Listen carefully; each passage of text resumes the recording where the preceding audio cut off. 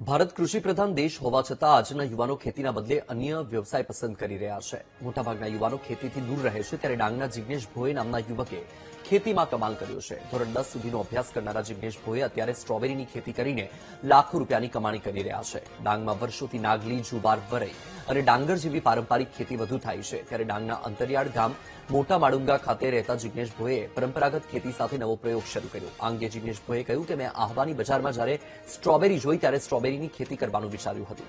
આ અંગે મેં યુટ્યુબ પર રિસર્ચ કર્યું, જે પછી મહારાષ્ટ્રમાં જઈને સ્ટ્રોબેરીની ખેતી માટે સરકાર કેટલી અને કેવી સબસિડી આપે તે તપાસ કરી હતી. પહેલા મેં 10 ગુંઠા જમીનમાં સ્ટ્રોબેરી વાવી હતી. આમાં સફળતા મળતા અત્યારે 2 એકર જમીનમાં સ્ટ્રોબેરીની ખેતી શરૂ કરી છે. આમાં સરકાર તરફથી જુદી જુદી 75% જેટલી સબસિડી પણ મળે છે. આ સબસિડી રોપા, મલ્ચિંગ પેપર અને ડ્રીપ ઇરિગેશન માટે મળે છે.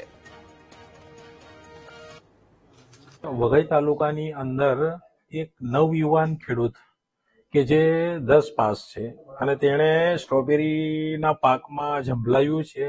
ગત વર્ષે પણ એમણે સ્ટ્રોબેરીનો પાક કરેલો, ખૂબ સફળતા મેળવેલી હતી અને સાથે સાથે આ વર્ષે પણ એમણે ખૂબ સારા પ્રમાણમાં અને વિસ્તાર થોડોક વધ્યો છે. એમણે 50 ગુંઠાથી વધારે એટલે કે 60 ગુંઠાની આજુબાજુ જો એમનો વિસ્તાર આ વર્ષે એમણે કરેલો છે. સાથે સાથે બાગાયત ખાતા તરફથી એમને ટેકનિકલ માર્ગદર્શન, સાથે સાથે સબસિડી, આપણે નેશનલ હોર્ટિકલ્ચર મિશન અંતર્ગત એમને રોપા પર 50% સબસિડી અને સાથે સાથે મલ્ચિંગ માટે પણ 50% સબસિડી એમને આપવામાં આવેલી છે. પારંપરિક ખેતી સાથે સાથે આધુનિક ખેતી કરું છું. આધુનિક ખેતીમાં અમે સ્ટ્રોબેરીની ખેતી કરીએ છીએ.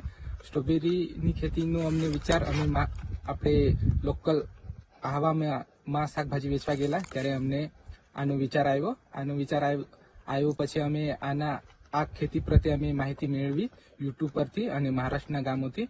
પાછળથી અમે મહાબળેશ્વરથી આના છોડ મંગાવ્યા અને 10 ગુંઠામાં પહેલા વર્ષે આની ખેતી કરી અને પહેલા વર્ષે અમે કરી ત્યારે અમને આમાં ઘણી સફળતા મળી.